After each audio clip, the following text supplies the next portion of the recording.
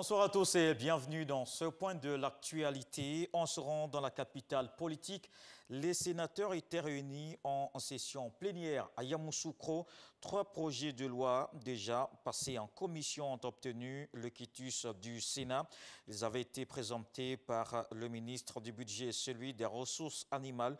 Ces textes portent entre autres sur la santé publique vétérinaire pour rendre le domaine plus performant et la taxe sur l'énergie. C'est un pas vers la résolution de la question du financement des petites et moyennes entreprises. Le ministère de la Promotion des PME a signé hier une convention avec NCA Bank. Une enveloppe de 20 milliards de francs CFA est mise à la disposition des opérateurs économiques. Ils pourront emprunter et rembourser le montant sur une période de 4 ans. Des détails avec Francis Boifo. Elle va bénéficier aux petites et moyennes entreprises PME ivoiriennes. La convention signée entre NCA Bank et le gouvernement, représentée par le ministre de la Promotion des PME, porte sur un montant de 20 milliards de francs CFA destiné au financement des PME sous forme de crédit. Nos équipes sont disponibles et attendent simplement de recevoir les sollicitations des PME pour les accompagner dans le montage du dossier, la structuration et faire en sorte qu'on aboutisse à accorder le plus grand nombre de financements de qualité. Ce qui nous revient, c'est d'être correct, d'être sérieux, de pouvoir utiliser ces fonds de façon correcte, mais surtout de rembourser pour que la chaîne continue et que d'autres PME puissent bénéficier de ce financement. La durée de remboursement du crédit est de 4 ans et le taux d'intérêt est compris entre 7 et 7,5%. Il s'agit principalement donc de financer des entreprises qui répondent aux critères de la banque. L'État, par le fonds de garantie des PME, pourra donc être à côté de la banque pour réduire et partager le risque. Pour encourager l'initiative féminine, 7 milliards de francs CFA sont réservés aux femmes entrepreneurs sur les 20 milliards prévus pour le financement des projets des petites et moyennes entreprises.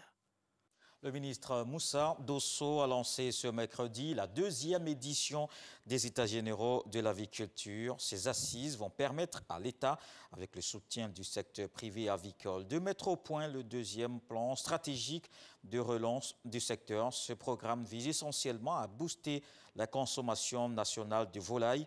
Le gouvernement veut aussi atteindre une meilleure compétitivité de la filière avicole en Côte d'Ivoire. Dans le reste de l'actualité, la Centrafrique s'organise pour la tenue d'élections présidentielles et législatives.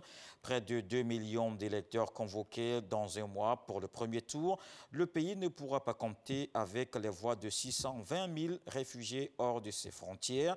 Les votes à distance n'ont pas été organisés en ce sens. Une situation vécue comme une injustice pour nombre d'entre eux.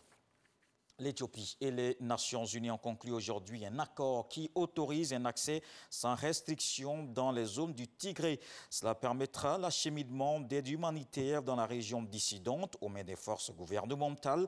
Le Tigré est privé de tout approvisionnement depuis le 4 novembre, lorsque le Premier ministre éthiopien Abiy Ahmed a envoyé l'armée fédérale à l'assaut des forces du Front de libération du peuple du Tigré. Avant le conflit, environ 600 000 personnes dépendaient totalement de l'aide alimentaire pour se nourrir. 4 semaines de combat qui ont poussé aussi quelques 45 500 personnes à fuir au Soudan voisin. Le gouvernement britannique a annoncé aujourd'hui dans un communiqué que le vaccin Pfizer-BioNTech sera disponible dans tout le pays à partir de la semaine prochaine. Le Royaume-Uni est le premier pays au monde à autoriser ce vaccin dans la lutte contre la Covid-19. Il a commandé au total 40 millions de doses pour 2020 et 2021. C'est un moment historique, à saluer le PDG de Pfizer. C'est la protection des vaccins qui nous permettra à terme de reprendre nos vies et de démarrer l'économie, estime le Premier ministre Boris Johnson. La Covid, rappelons-le, a tué plus de 58 000 personnes au Royaume-Uni, pays le plus endeuillé d'Europe, qui dénombre plus de 1,6 million de cas positifs. On se retrouve à 20 h pour la grande édition, mais à suivre tout de suite les infos régionales.